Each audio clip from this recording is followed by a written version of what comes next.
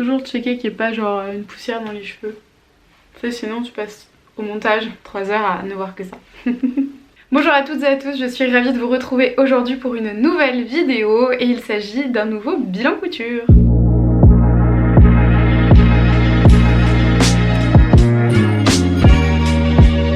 Alors cette semaine j'ai envie de vous présenter les projets que j'ai cousus ces dernières semaines. J'ai décidé de faire des bilans couture un petit peu plus rapprochés. D'habitude j'attends d'avoir 5-6 pièces à vous présenter. J'essaye maintenant de réduire mes bilans couture à 4 pièces maximum. 5 pièces max, pour avoir un petit peu plus de temps pour parler de chaque pièce et pas faire des vidéos qui durent trop longtemps, même si vous me connaissez, mes vidéos durent généralement assez longtemps, donc je vous invite quand même à prendre le temps de la regarder jusqu'au bout puisque je vais vous donner plein d'infos tout le long de la vidéo. Je vous présente donc aujourd'hui plusieurs articles que j'ai cousus ces dernières semaines depuis début 2023 jusqu'à aujourd'hui, nous sommes fin février.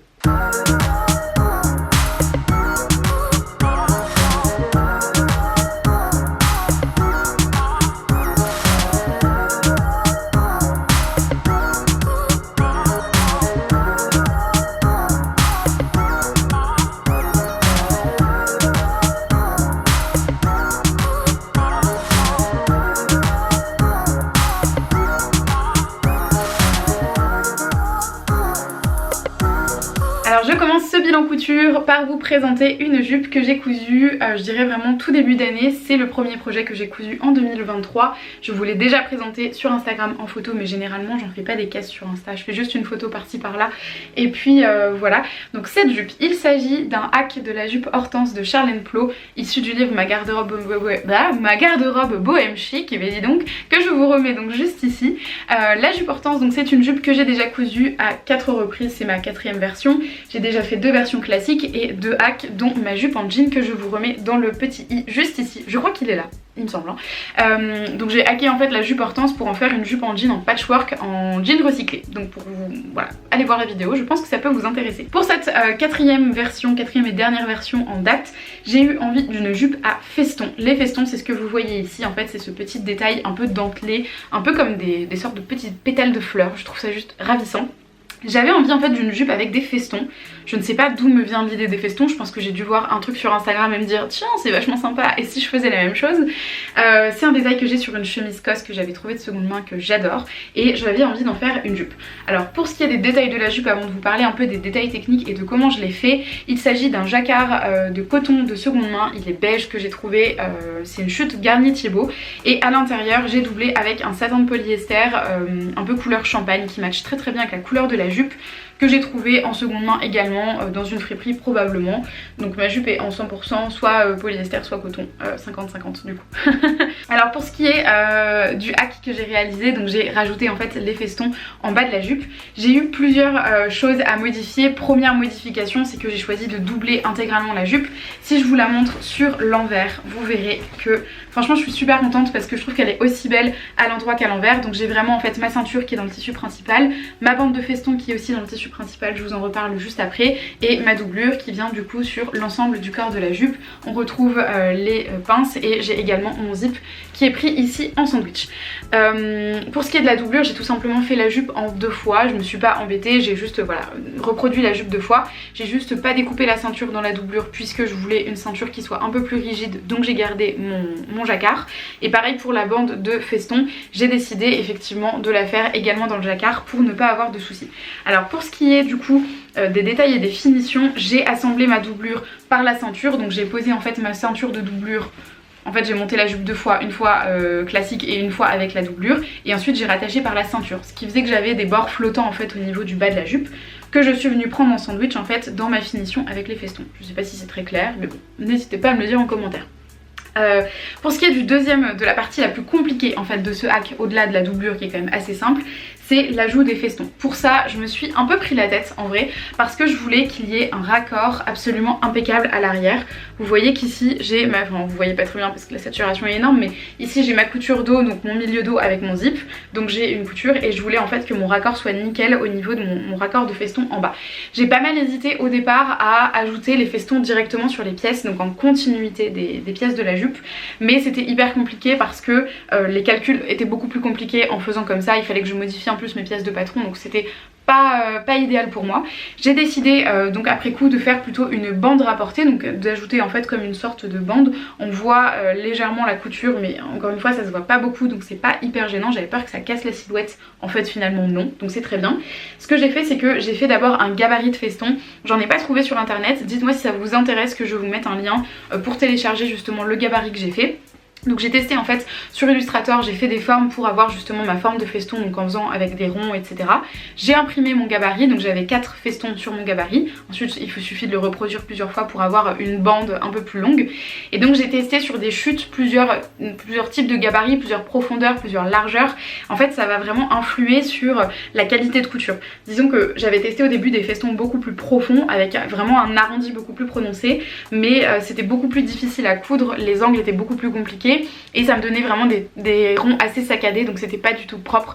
Donc j'y perdais en fait en résultat, en finition. Je me suis dit que c'était pas très joli, donc j'ai préféré réduire un petit peu et j'avais peur que ce soit trop léger, mais en fait c'est pas du tout timide, je trouve que c'est très bien.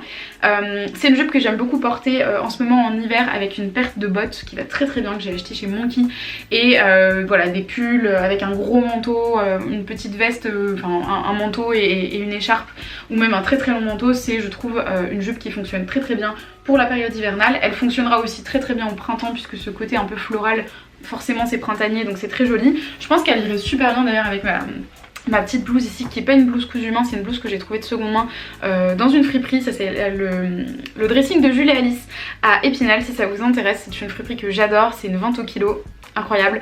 La sélection est vintage, donc pas de fast fashion, et ce chemisier fait partie de la sélection et j'adore, j'aime trop. Donc ça irait très très bien je trouve ensemble au printemps, peut-être avec un trench et une paire de baskets. Enfin j'aime beaucoup ce style de look, casser le look avec des choses un peu plus masculines comme des baskets par exemple, j'aime trop. Donc voilà, petite jupe que j'aime beaucoup. Que dire d'autre, j'ai cousu une taille 40, c'est la taille que je fais toujours.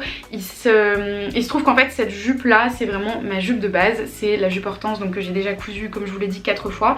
Et j'adore en fait avoir ce style de patron vraiment très simple au final, mais que je vais réutiliser pour faire plein de trucs, pour faire des hacks, pour ajouter juste une petite finition différente.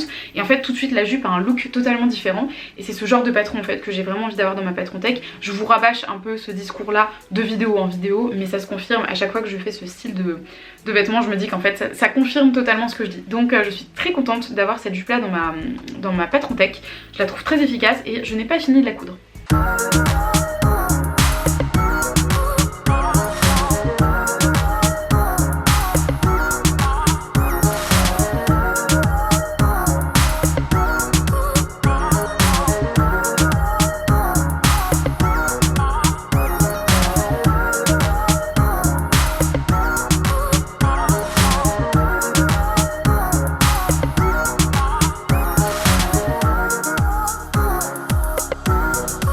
Alors je poursuis, je suis en train de me rendre compte que j'ai quasiment que des hacks dans cette vidéo. Je pense que je vais renommer ma chaîne en genre Miss Hack, tu vois, puisque je ne fais quasiment que ça. Le deuxième projet que je vous présente, il s'agit d'un hack de la robe Enola de chez Clematis Pattern.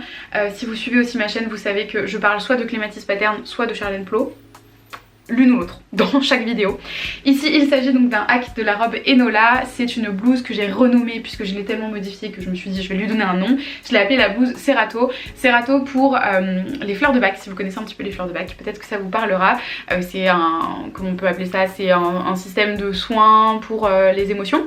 Et dans les fleurs de bac on a la fleur Cerato qui correspond pas qu'à ça, mais entre autres qui peut correspondre à la phase de créativité, quand on se sent un peu vide de créativité. Et c'était un peu une période comme ça pour moi où je me sentais toute vide de créativité, et j'avais envie du coup de me lancer dans un projet un peu cool, un peu sympa, avec des hacks etc. Et donc comme je voulais faire ma blouse en violet pour participer au défi Purple de Louise Muju, mais je sais jamais comment on prononce son pseudo, Louise Muju, bref, vous l'aurez quelque part. Je me suis dit que comme la fleur Cerato elle est un peu violette, et bien j'allais appeler cette blouse Cerato. Voilà, tout ça pour ça. Pour ce qui est de cette blouse, donc j'avais en fait envie d'une blouse avec un cahier des charges un peu sympathique, un peu spicy. Je voulais donc une blouse avec un col haut et notamment un col, je crois qu'on appelle ça un col victorien, c'est-à-dire ce col froncé. Je voulais des petites fronces sur le milieu devant de ma blouse. Je voulais des manches assez travaillées, donc avec des plis, des fronces, etc. Je voulais un bas de manche, donc un poignet de manche avec pareil qu'on retrouve le détail victorien avec les fronces.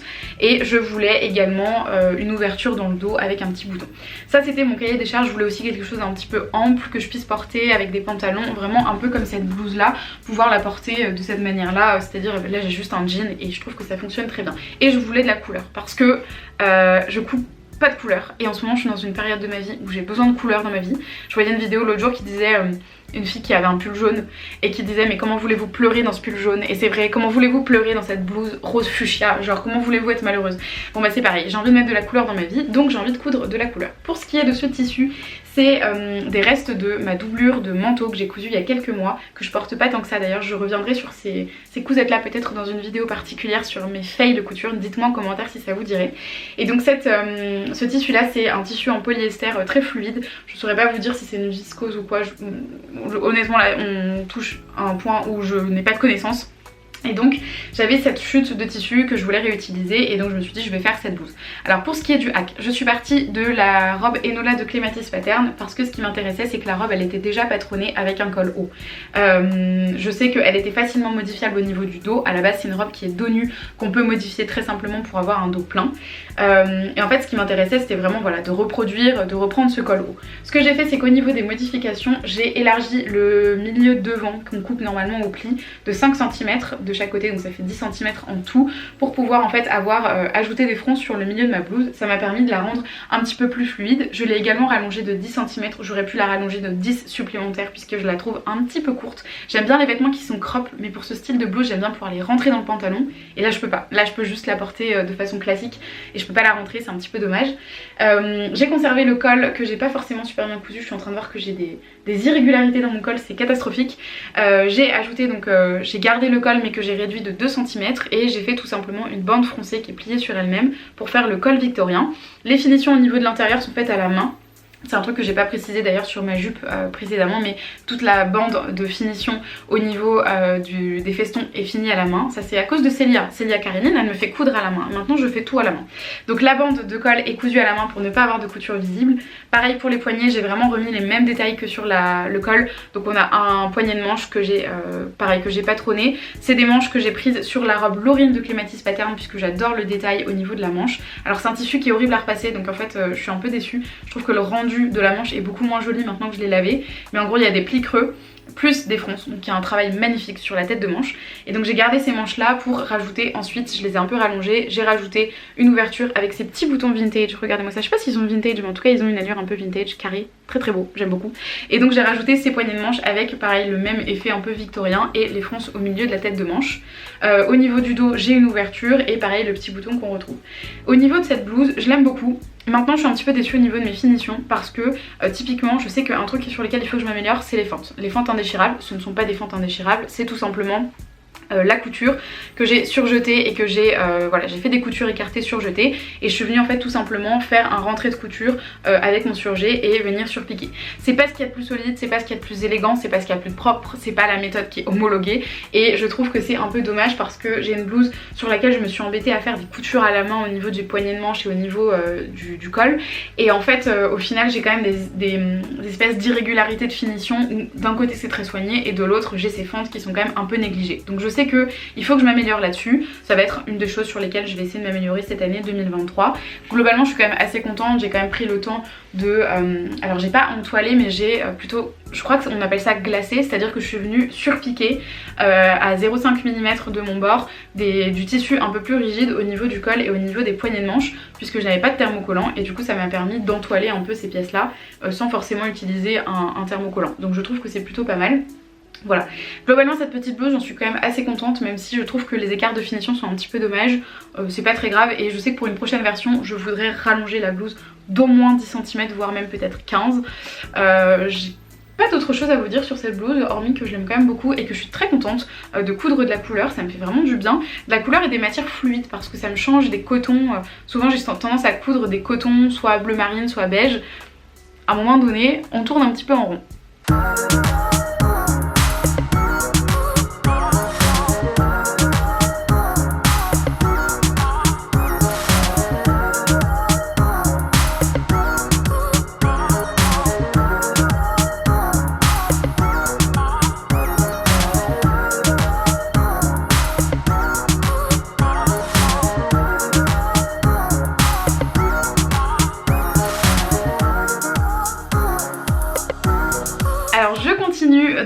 ce bilan couture avec un de mes coups de cœur. Alors on est presque matchy encore de la couleur. Il s'agit du pantalon Mimosa de chez Charles & Plo.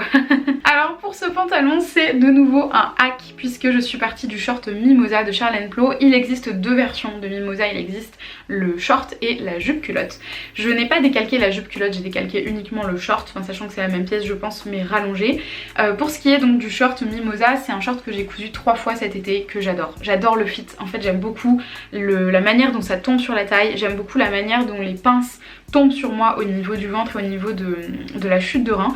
J'aime énormément en fait le fit et le fait qu'il y ait une ouverture sur le côté et en fait j'aime tellement cette manière de tomber que j'ai eu envie de reprendre cette manière là mais en forme de pantalon. Et donc ça m'a valu quand même pas mal de temps, pas mal de galères, pas mal d'essais on va dire.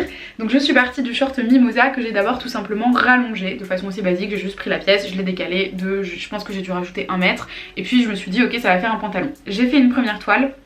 Ce hack là je l'ai fait il y a genre peut-être 6 mois et ensuite j'ai jamais pris le temps de faire la toile et donc c'est resté dormir dans mon placard où il y a les en cours ou les projets à venir. J'ai des projets d'été que je vais faire l'été dernier, que je ferai l'été prochain qui dorment dans mon placard, c'est comme ça, c'est la vie. Et donc ce patron là en faisait partie. J'ai laissé traîner et puis il y a à peu près 2 semaines j'ai fait justement la toile de ce pantalon. Voilà, rallongé, basique, pas de modification. Je me suis retrouvée avec un truc, je vous mettrai peut-être la vidéo de l'essai. J'ai une jambe qui est modifiée mais j'ai la jambe gauche qui n'est pas modifiée et en fait on voit que c'est très large. Ça donne un côté très palazzo, vraiment immense mais pour le coup vraiment très large parce qu'en fait un short il va s'évaser beaucoup plus rapidement sur le corps qu'un pantalon. Un pantalon ça va s'évaser progressivement alors qu'un short, pour que ce soit joli autour de la cuisse, généralement c'est très large. Et quand tu le prolonges en pantalon, bah, ça donne un pantalon très large. Alors ça peut être joli, mais dans mon cas j'aimais pas forcément, je voulais quelque chose d'un peu plus près du corps, je savais que ce serait plus portable pour moi au quotidien. Donc j'ai cherché un moyen pour réduire la largeur de mon pantalon, mais sans toucher aux côtés. Puisqu'en fait il fallait pas que je touche les côtés, étant donné qu'au niveau de la taille, ici la taille elle est bonne. Donc il fallait que je reprenne de la matière au milieu de mon pantalon. Ça a été une galère sans nom, en gros j'ai modifié en m'amaillant un petit peu. Je suis venue pincer la matière en fait au milieu au niveau de mon patron. Je suis venue pincer la matière, j'ai ensuite donné un coup de ciseau au niveau de la fourche pour libérer les plis au niveau de la fourche. Et j'ai un petit peu modifié la courbe de ma fourche. Et je suis venue faire une seconde toile. Vous voyez ici ma seconde toile qui est déjà bien plus satisfaisante. Ça a vraiment resserré le pantalon sans totalement en fait modifier la structure du pantalon. Alors ce qui était super galère je trouve c'est qu'au niveau de la fourche, en fait c'est super dur la fourche parce que c'est vraiment le point névralgique du pantalon. Ça gère le pantalon en hauteur, en largeur et en profondeur à un seul endroit. Et donc du coup dès que tu modifies le moindre truc, en fait ça modifie plein d'endroits sur ton pantalon. Il y a un endroit où si tu as des plis, tel pli devant qui soit verticaux ou horizontaux, il faut faire telle modification sur la fourche et du coup ça te change tout le fit du pantalon. Donc j'avais un peu la pression, sachant que je n'y connais rien en modification de pantalon et je trouve que c'est super compliqué, honnêtement j'ai vraiment galéré. Et donc j'ai fait cette deuxième toile que je trouvais déjà vraiment satisfaisante. J'ai juste baissé un petit peu la fourche et je l'ai rallongée d'1 centimètre et ça m'a donné cette dernière version que j'ai cousue cette fois-ci dans un tissu final. Donc ce tissu il s'agit d'un jacquard de seconde main couleur framboise que j'ai également chopé chez Garnier Thiebaud, c'était des rebuts industriels. J'ai choisi de poser un zip blanc visible puisque j'aimais beaucoup le détail du zip, on voit vraiment rien, le focus veut pas se faire mais c'est pas grave.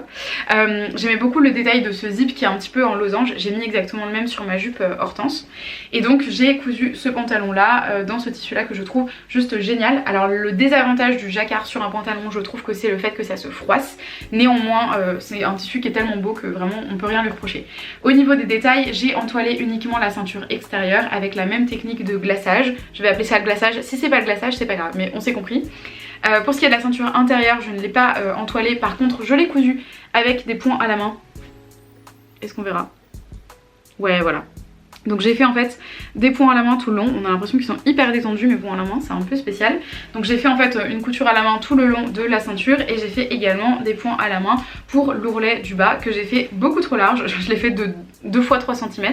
J'ai fait un double rentré de 3 cm donc je manque de longueur sur mon pantalon, donc je vais devoir défaire l'ourlet et le refaire ensuite à la main. Mais c'est pas très grave devant une série, franchement c'est très rapide.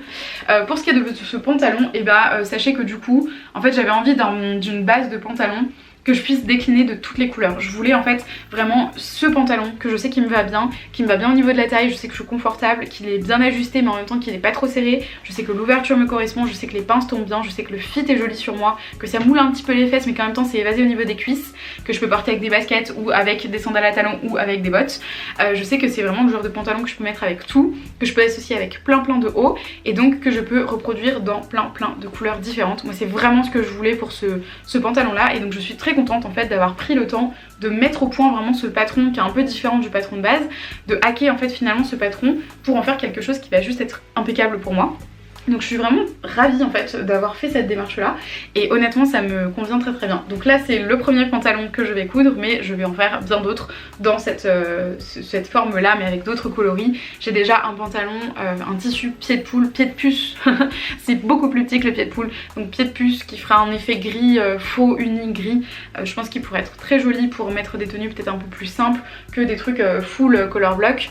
J'ai aussi envie de m'en coudre un orange mais j'ai pas de tissu orange. Je pense que imagine ce pantalon avec un tissu orange, enfin, genre ce haut avec ce pantalon orange, ce serait magnifique. Mais voilà, il faut que je dégote un tissu orange. En tout cas je suis très heureuse et je sens que ça m'a vraiment... En fait ça m'a pris du temps, ça m'a pris quasiment une semaine de mettre au point ce pantalon. Mais le fait est que ça me fait une base qui est juste...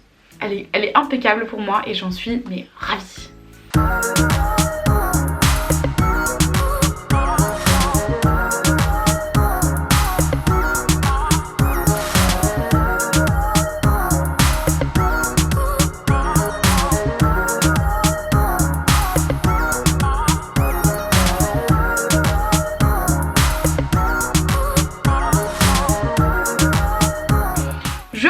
Ce bilan couture avec, ne me tuez pas, c'est une robe Laurine. Alors c'est une robe Laurine mais celle-ci n'est pas pour moi, c'est donc la robe Laurine de Clématis Pattern qui est mon patron préféré de tous les temps, vous avez raison. C'est le patron que j'ai cousu le plus, je pense que c'est ma 8e version, mais cette version n'est pas pour moi puisque je vais l'offrir à ma copine Laurine, exactement. J'avais envie donc de lui coudre quelque chose pour Noël. Nous sommes en février, je vais lui offrir son cadeau de Noël, tout va bien. Et en fait j'avais envie de lui coudre quelque chose d'un peu personnalisé et je sais qu'elle adore cette robe que j'ai déjà cousue pour moi plusieurs fois. Et donc j'avais envie de m'en faire une version. Pour cette version là j'ai cousu la robe Laurine dans une viscose de seconde main. J'ai déjà cousu une jupe mint dedans de chez Jolie Lab, donc j'avais déjà fait un projet. Et en fait je tournais un peu en rond avec cette viscose, je savais pas trop quoi en faire. Et je me suis dit écoute je vais faire la robe Laurine pour ma copine Laurine puisque je sais qu'elle adore les vêtements avec un fond noir et des fleurs un peu colorées dessus. Elle a déjà plusieurs robes comme ça, je sais que donc elle la portera a priori. Je sais qu'elle aime le modèle aussi. Alors petit point sur cette version là, j'ai fait donc la version avec le volant froncé. Ça faisait très longtemps que j'avais pas fait la version avec le volant froncé mais je me suis dit avec une viscose il faut absolument que je joue sur la légèreté de la viscose pour mettre des fronces. J'ai choisi de faire les manches un peu au milieu du bras, en fait elles arrivent un peu au-dessus du coude. J'ai fait une petite modification au niveau de la finition de bas de manche, j'ai mis un élastique, donc j'ai fait une glissière, une coulisse et j'ai posé un élastique. Au niveau du dos j'ai également fait une petite modification, je n'ai pas posé la parmenture mais j'ai plutôt posé un biais, ce qui fait quelque chose de beaucoup plus joli. Je trouve que c'est beaucoup plus confortable à porter, ça évite d'avoir cette parmenture qui ressort. Et par contre j'ai gardé le système de parmenture sur le devant, ce qui me permet d'avoir une très belle jonction au niveau de la tête d'épaule.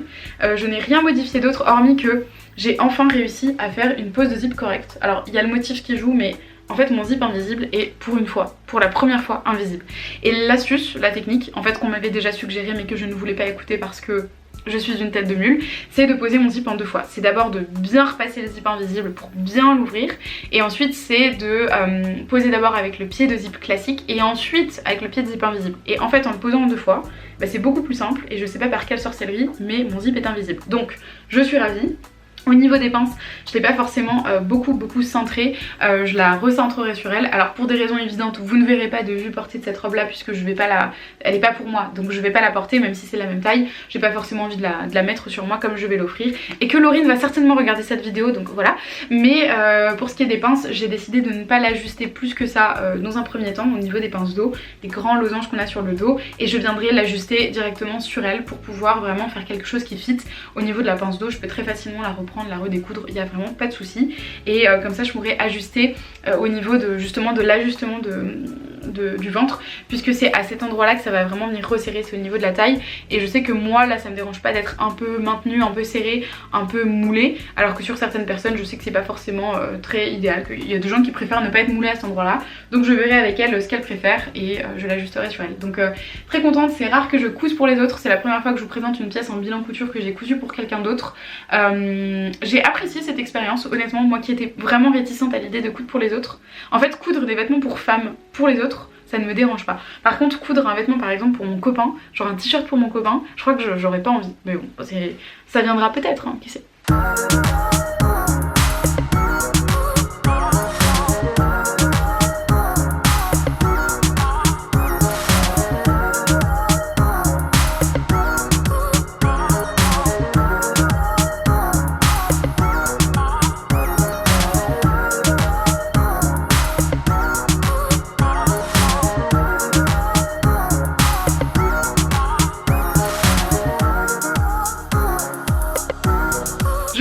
Bilan couture avec quelque chose qui n'est pas vraiment de la couture mais qui fait partie quand même des hacks DIY que je vous ai présenté sur la chaîne. Je vous remettrai donc la vidéo dans le petit i. Il s'agit de ma chemise hackée de chez Philippe Adec.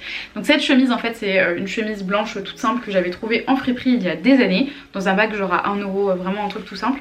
C'est une chemise que j'aimais beaucoup, mais le fait est c'est que des chemises blanches j'en ai déjà une. Donc en fait j'avais déjà ma chemise COS avec les festons, c'est super, vous suivez la vidéo, je suis très fière.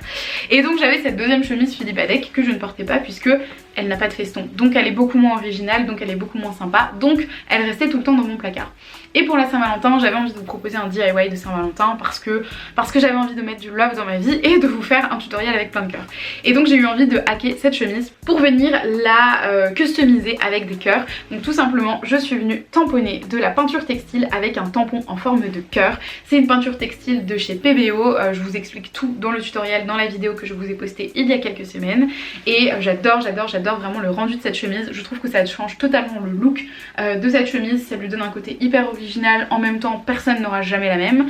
Elle a un côté un peu rustique puisque les cœurs sont pas forcément hyper bien faits, comme c'est pas un imprimé, c'est quelque chose de fait à la main, y a un peu le côté justement fait main que personnellement j'adore. Et ça change en fait totalement le look de ma chemise, c'est plus du tout la même chemise pour moi et je suis tellement contente en fait de l'avoir dans mon stock. Je trouve qu'elle est trop bien de l'avoir dans mon dressing et voilà, je trouve que ça la change totalement. Donc pour vous montrer aussi que des fois je fais pas que de la couture, je fais aussi des hacks de mes propres vêtements et je leur redonne une seconde vie et j'en suis très contente. C'est même sa troisième vie, en tout cas sa troisième vie connue, puisque c'était déjà de la seconde main et en plus de ça maintenant elle reprend un peu du service avec un nouveau look pour une nouvelle vie.